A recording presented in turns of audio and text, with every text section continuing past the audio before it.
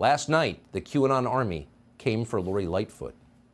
Lightfoot, of course, is the mayor of Chicago and a consummate neoliberal. She's the one who prevented Chicago cops from chasing criminals on foot because chasing criminals is racist. She's the mayor who plunged Chicago even further into debt for a good cause to pay for the Department of Climate and Environmental Equity. And in fact, Lightfoot's commitment to equity was so profound that she banned white reporters from talking to her. She took down not one, but 2 statues of Christopher Columbus, who is a racist. So you would think if anybody would be safe in Chicago, which is roughly 100% Democratic Party voters, it would be Lori Lightfoot. Oh, but no. According to Lori Lightfoot, the extreme MAGA Republicans, the ones who tried to bleach Jussie Smollett, activated their sleeper cells around the city, and they showed up at the polls en masse, which means lots of them at once.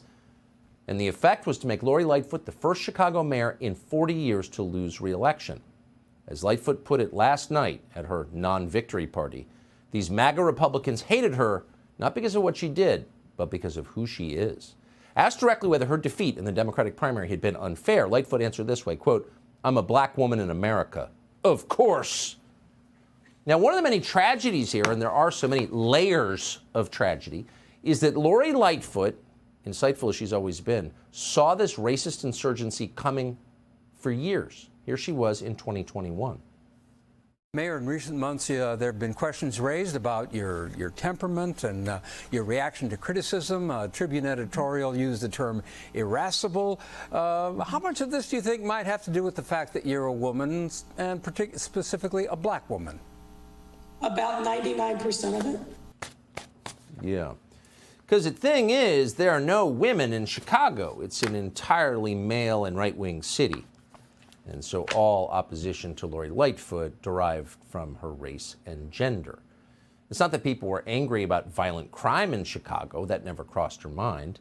No. Here instead is her explanation from last night's concession speech. Obviously, we didn't win the election today, but I stand here with my head held high and a heart full of gratitude. I'm grateful that we worked together to remove a record number of guns off our streets, reduced homicides, and started making real progress on public safety.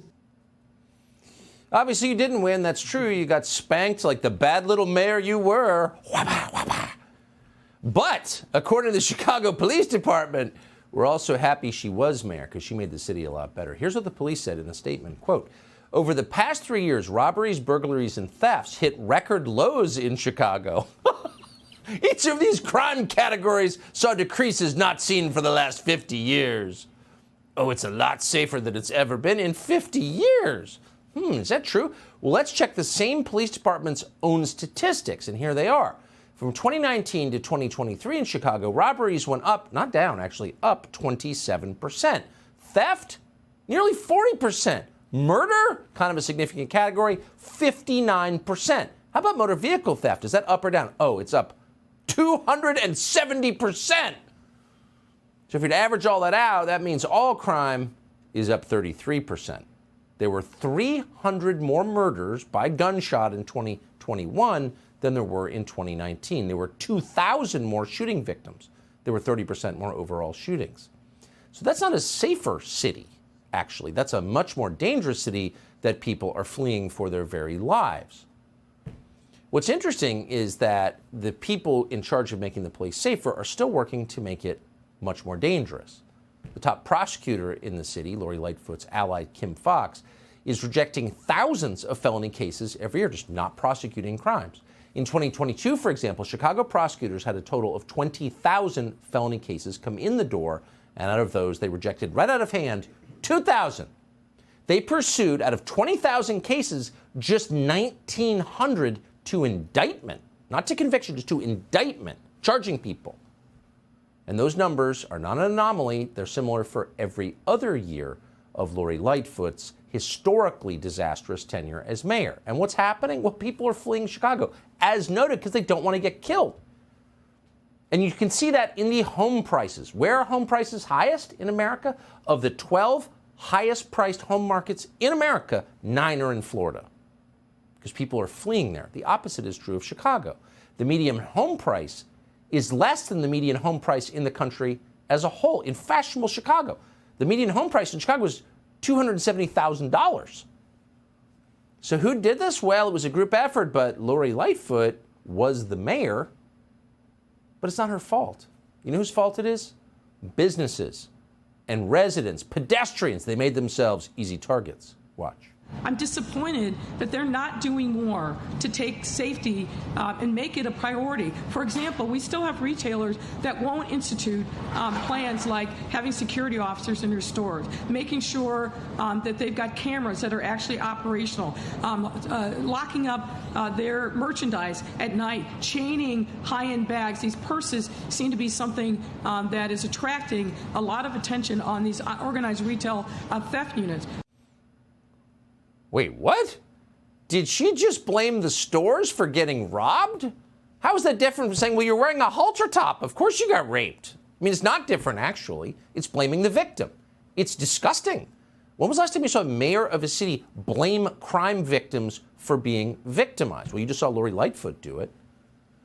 So crime is no longer punished, by and large, in Chicago, unless you disrespect Lori Lightfoot's authority. And in that case, you went straight to jail. Watch.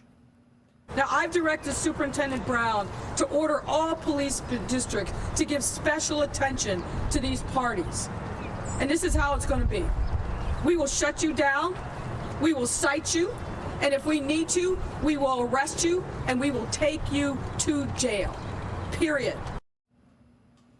We will take you to jail. We'll arrest you and take you to jail. Not if you shoot somebody. If you break Lori Lightfoot's COVID law. But of course, COVID law didn't apply to her because why would dictators follow their own edicts? And so Lori Lightfoot immediately broke the state's stay-at-home order to get a haircut. And when she was busted getting her haircut, not a very good haircut, we'll have to say, she blamed, of course, everybody else. I'm the public face of this city. I'm on national media, and I'm out in the public eye. And you know, I'm a person who I take my personal hygiene very seriously. As I said, I felt like I needed to have a haircut. I'm not able to do that myself, and so I got a haircut. So now Lori Lightfoot is gone. Who comes next? We have no idea. We don't live in Chicago. We're not even going to speculate on the state of local politics in that city. All we know is the most flamboyantly horrible mayor in the country was punished. The system worked. And if it worked in Chicago, maybe it could work in New Orleans, where LaToya Cantrell is quickly destroying one of the most charming cities in the world. But part of us, if we're being honest, will miss Lori Lightfoot. Despite all the human suffering she caused, there is part of us that kind of enjoyed it by embodying every one of her party's excesses over the past 4 years.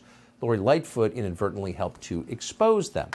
Here you had a complete buffoon, someone who ran around bragging about having a large penis. We're just telling you what she said. Somehow running one of the greatest cities in the world. At times, it didn't seem like even Lori Lightfoot could believe she was mayor. She clearly didn't really care for the job. Here she is.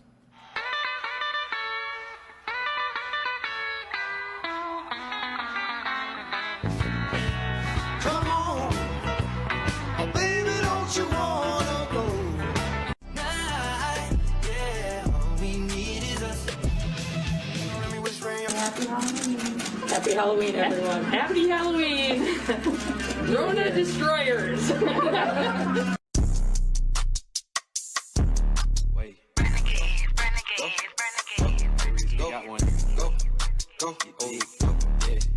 And I'm happy to report I'm calling out the census cowboy.